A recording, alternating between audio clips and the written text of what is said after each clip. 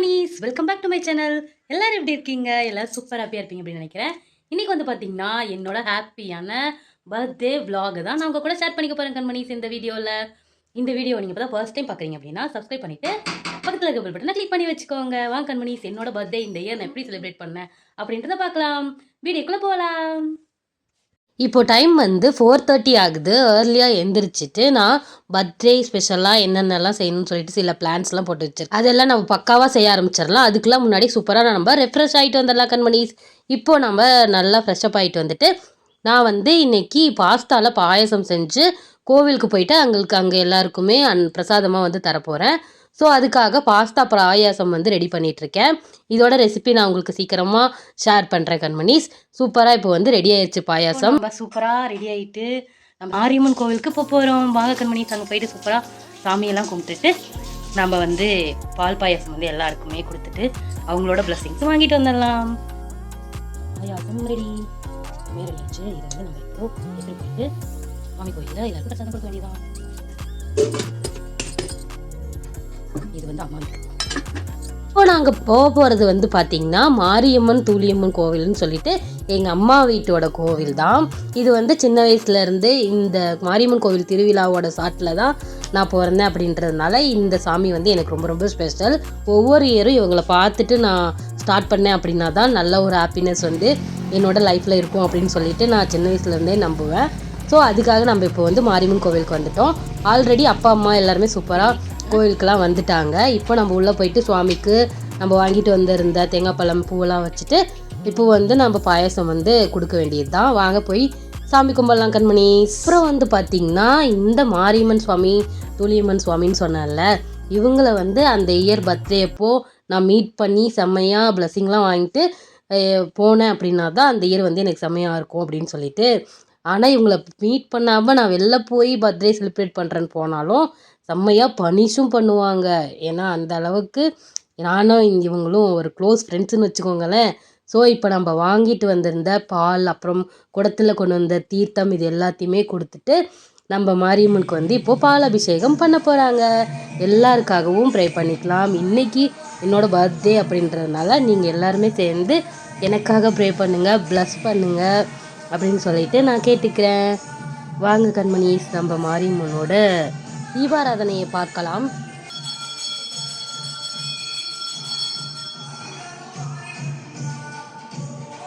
சுவாமி எல்லாம் நம்ம நல்லபடியாக கும்பிட்டதுக்கப்புறமா நம்ம கொண்டு வந்திருந்த பாஸ்தா பாயசம் இருக்குல்ல அதை வந்து எல்லாருக்கும் கொடுக்கலான்னு சொல்லிட்டு நான் வந்து ஆல்ரெடி வாங்கிட்டு வந்திருந்த கப்பில் பாயசம்லாம் ஊற்றிட்டு ஃபஸ்ட்டு சுவாமிக்கு கொடுத்துட்டு அங்கே இருக்கவங்க எல்லாருக்குமே நான் வந்து கொடுக்க ஆரம்பிச்சிருந்தேன்.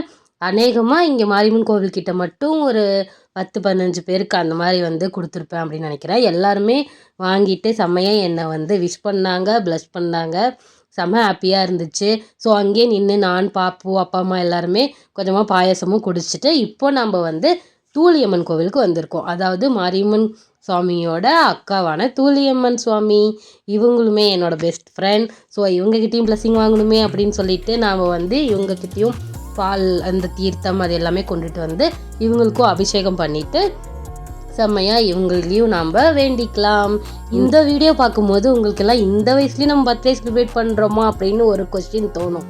ஆனால் எனக்கு சின்ன வயசுலேருந்தே பர்த்டே அப்படிங்கிறது ரொம்ப ரொம்ப ஸ்பெஷல். ஸோ அதனால் என்னால் முடிஞ்ச அளவுக்கு சிம்பிளாக நான் வந்து செலிப்ரேட் பண்ணணும் அப்படின்னு சொல்லிட்டு சின்ன வயசுலேருந்து ஆரம்பித்தது தான்.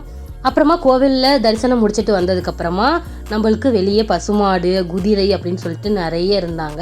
அவங்களுக்கு கொஞ்சம் வாழைப்பழம்லாம் கொடுத்துட்டு நாம் இப்போ வீட்டுக்கு வந்த இப்போ வந்து நம்ம பர்த்டே கேக் வந்து வெட்டணும். சூப்பராக கேக் வந்து ரெடியாக இருக்குது. இந்த மாதிரி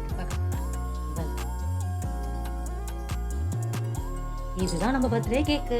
வாங்க நம்ம இப்போ கேக் வெட்டலாம். எல்லாருமே உங்களோட பிளஸ்ஸிங்க எனக்கு வந்து கொடுங்க, ஓகேவா? இந்த பர்த்டேயில் எனக்கு நான் நினச்ச எல்லா நல்ல விஷயங்களுமே இந்த இயர் கண்டிப்பாக நடக்கணும். அதுக்காக எல்லாருமே ப்ரே பண்ணுங்கள், எனக்காக ப்ளஸ் பண்ணுங்கள். வாங்க கேக் கட் பண்ணலாம். கேக்கெல்லாம் கட் பண்ணி முடிச்சதுக்கப்புறமா பாப்பு எனக்காக கிஃப்ட்லாம் கொடுத்துருந்தாரு. அதெல்லாம் சூப்பராக பிரிச்செல்லாம் பார்த்துட்டு இருந்தோம். இப்போ வந்து என்னோட பர்த்டே ஸ்பெஷலாக கொஞ்சம் பேருக்கு வந்து நம்ம சாப்பாடு கொடுக்கலாம் அப்படின்னு சொல்லிட்டு பிளான் பண்ணியிருந்தேன். அதுக்காக வந்து நான் இப்போது தக்காளி குஸ்கா வந்து செய்ய போகிறோம். நார்மலாக நம்ம எப்பவும் சிம்பிளாக செய்கிற ஒரு தக்காளி குஸ்கா ரெசிபி தான். அதுக்காக நான் வந்து நிறைய பொருள் எல்லாமே ரெடி பண்ணி வச்சுட்டேன். இப்போ நம்ம வந்து சூப்பராக எல்லாமே தாளிச்சுட்டு தக்காளி குஸ்கா ரெடி பண்ணிட வேண்டியது தான். வாங்க கண்மணி, நம்ம இதெல்லாமே ரெடி பண்ணிவிட்டு நம்ம சாப்பிட முடியாமலாம் இருக்காங்களா, அவங்களுக்காக கொஞ்சமாக சாப்பாடு ரெடி பண்ணி எல்லாருக்கும் கொடுக்கலாம். வாங்க சாப்பாடு ரெடி பண்ணலாம். தக்காளி குஸ்காவுக்கு முக்கியமாக தக்காளி தேவை, தக்காளி, வெங்காயம், பச்சை மிளகாய், அப்புறம் இது இஞ்சி பூண்டு பேஸ்ட்டு, அரிசி எல்லாமே ரெடியாக இருக்குது. இப்போ நம்ம தாளித்து விட்டுக்கலாம். இப்போ நம்ம தக்காளி சாதத்துக்கு எல்லாமே தாளித்து விட்டாச்சு. ஜஸ்ட் இது கொதி வந்ததுக்கப்புறமா நம்ம வந்து அரிசி போட்டுட்டு ஒரு 2 விசில் வச்சு எடுத்துட்டோம் அப்படின்னா சூப்பரான தக்காளி குஸ்கா ரெடி. இது எல்லாமே ரெடி ஆனதுக்கப்புறமா நம்ம பேக் பண்ணிவிட்டு எல்லாருக்குமே கொண்டு போய் கொடுக்கலாம். கண்மணிஸ் வாங்க, சாப்பாடு ரெடி ஆனதுக்கப்புறம் நான் உங்களுக்கு காமிக்கிறேன். இது வந்து நல்லா கொதி வரணும், அப்போ தான் அரிசி போடணும். இப்போ வந்து 2 விசில் சூப்பராக நம்மளுக்கு வந்துச்சு. விசில் அடங்கியாச்சு.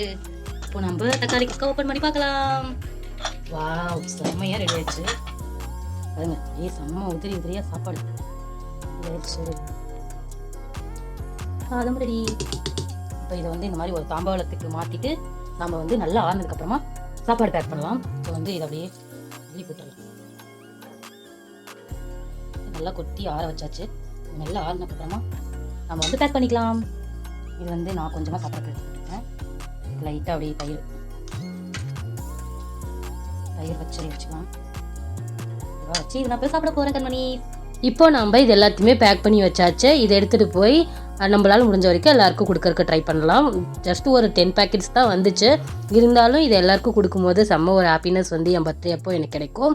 இது வந்து பார்த்திங்கன்னா என்னோடய பாப்பு தான் எனக்கு வந்து இந்த மாதிரி விஷயங்கள் வந்து செய்யலாம் அப்படின்னு சொல்லிட்டு சொல்லி கொடுத்தாரு.